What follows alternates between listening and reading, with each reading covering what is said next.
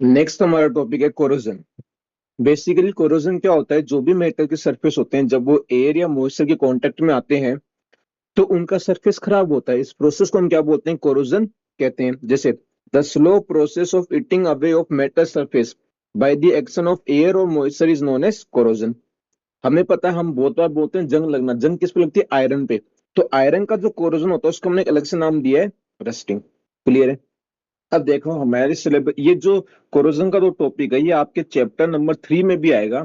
तो हम वहां भी कवर करेंगे, लेकिन उससे अच्छा है कि अपन इसको यहीं कवर कर लें। हमारे सिलेबस में 3 मेटल्स का कोरोजन दे रखा है। पहला कोरोजन देखो किसका है, मैं एग्जांपल लिख के बोल रहा हूँ। Corrosion of iron. कि आयरन का जो सरफेस है वो कैसे खराब होता है। तो इसकी सिंपल सी रिएक्शन है। हमारे पास क्या है, Fe। जब Fe बहुत समय तक बाहर एयर में पड़ा रहता है, आयरन जो लोहा है हमारा बहुत लंबे समय तक अगर बाहर खुले एटमोसफेयर में पड़ा रहेगा तो वो O2 और H2O से रिएक्शन कर जाता है और क्या बना लेगा, ऑक्सीजन से रिएक्शन करने पे तो बनाएगा Fe2O3। और इसके साथ कितने पानी के मोलिक्यूल सारे वो हमें नहीं पता, तो हम यहाँ पे फॉर्मूला लिखते हैं Fe2O3.x H2O। एक्स बताते हैं यहाँ पे नंबर ऑफ वाटर मोलिक्यूल, जिसको अपन वाटर ऑफ क्रिस्टलाइजेशन भी कहते हैं। तो ये जो मैंने लिखा है Fe2O3.x H2O, ये क्या होता है, ये फॉर्मूला होता है किसका, रेस्ट का। और आपको पता है ये जो लेयर जो आती है किस कलर की आती है, इस ये एक ब्राउन कलर की लेयर आती है, फ्लैग की ब्राउन कलर की लेयर डेवलप हो जाती है। दूसरा जो हमारे पास कोरोजन का केस है वो मैं यहाँ लिख रहा हूं, कोरोजन ऑफ सिल्वर। आपको एक चीज ध्यान रखनी है, सिल्वर गोल्ड जो मेटल्स है वो ऑक्सीजन से रिएक्शन नहीं करते। सिल्वर को जब आप हीट अप करोगे तो सिल्वर क्या करता है, सिल्वर को लिखते हैं Ag से। सिल्वर क्या करता है, एटमॉस्फेरिक सल्फर से रिएक्शन करेगा और बना लेगा Ag2s। जो Ag2s है ये एक ब्लैक कलर की लेयर है। तो मतलब सिल्वर के जो आर्टिकल है जब उनको आप हीट करोगे, गर्म करोगे, तो वो सल्फर से रिएक्शन करेगा, क्या बनाएगा, Ag2s बनाएगा। हमेशा याद रखना, सिल्वर जो है हमारे सिलेबस के अकॉर्डिंग ऑक्सीजन से रिएक्शन नहीं करता।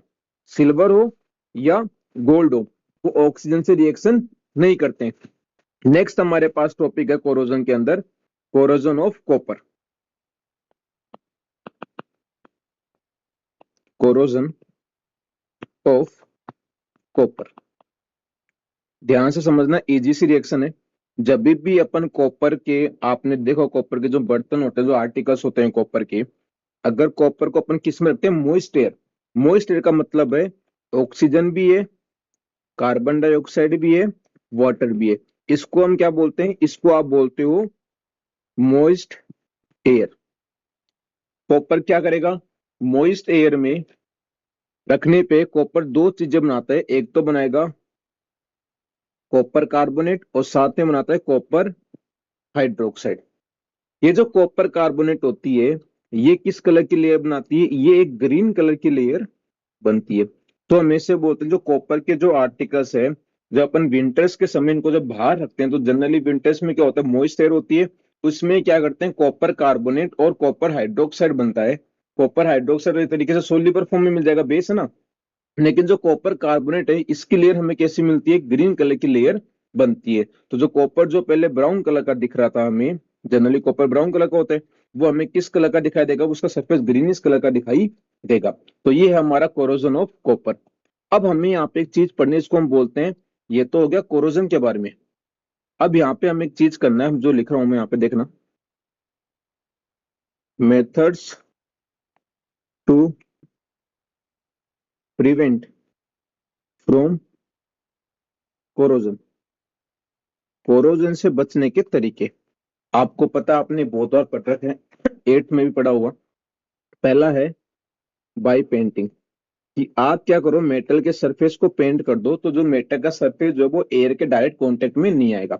हमें तो बस इतना करना है, मेटल के सरफेस को एयर से कांटेक्ट से बचाना। तो आप पहला का केस क्या हमारे पास, पेंट कर दीजिए। दूसरा केस है ऑयल लगा दो, बाय ऑयलिंग। तीसरा आप बोल सकते हो ग्रीस के लिए लगा दो, बाई ग्रीसिंग। ग्रीस के लिए लगाने से क्या होगा, जो आयरन का जो आर्टिकल है वो एयर के डायरेक्ट कांटेक्ट में नहीं आएंगे, और उनके अंदर उनके जो अगर मशीन चल रही है तो उनके बीच में फ्रिक्शन भी कम होगा, तो वो रस्ट नहीं खाएगा। फोर्थ है हमारे पास जो इंपॉर्टेंट है, बाई अलोइंग। एलोइंग हम थर्ड चैप्टर में करेंगे। एलोय का मतलब होता है दो या दो से ज्यादा मेटल्स को मिक्स कर देना। उससे क्या होता है, ये जो मेटल्स है रस्ट नहीं करते हैं। फिफ्थ हमारे पास पॉइंट है बाय गैल्वेनाइजेशन। आपको पता है गैल्वेनाइजेशन का मतलब होता है लेयर लगाना। किसकी लेयर लगाना? जिंक की लेयर लगाना। इसका मतलब होता है applying a layer of zinc. किसके ऊपर लगाएंगे? आयरन के आर्टिकल्स पे हमने किसकी लेयर लगा दी? जिंक की लेयर्स लगा दी। एक और आपके पास केस बन सकता है जो आपने 8th क्लास में पढ़ा होगा, क्रोम प्लेटिंग। कि आप क्या करो, क्रोमियम की लेयर लगा दो। इसको हम बोलते हैं by Chrome, CHROM, Chrome plating. इस तरीके से भी आप कोरोजन को बचा सकते हो। एक और जो मेथड है मेरे पास, आप इसके ऊपर प्लास्टिक की कोटिंग भी कर सकते हो। और एक आपने जनरली आप थर्ड चैप्टर में पढ़ोगे बाई एनोडाइजिंग। एनोडाइजिंग से हम क्या करते हैं, एल्यूमिनियम के आर्टिकल्स को प्रिवेंट करते हैं। किसके लिए आता है? ये होता है फॉर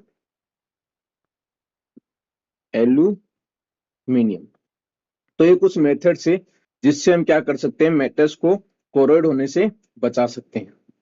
पहला मेथड कौन सा था? बाई पेंटिंग, पेंट कर दीजिए। दूसरा होता है ऑयलिंग, तीसरा होता है ग्रीसिंग, फोर्थ था एलोइंग। एलोइंग मतलब दो मेटल्स को हमें मिक्सअप बनाना है, जिससे क्या होगा, वो जो मेटल्स है उनकी रिएक्टिविटी थोड़ी कम हो जाती है, वो एयर से या ज्यादा एयर से जल्दी रिएक्शन नहीं करते हैं। नेक्स्ट हमारे पास बाई गैल्वेनाइजेशन। इसका मतलब होता है आप आयरन के ऑब्जेक्ट के ऊपर जिंक की लेयर लगा दो।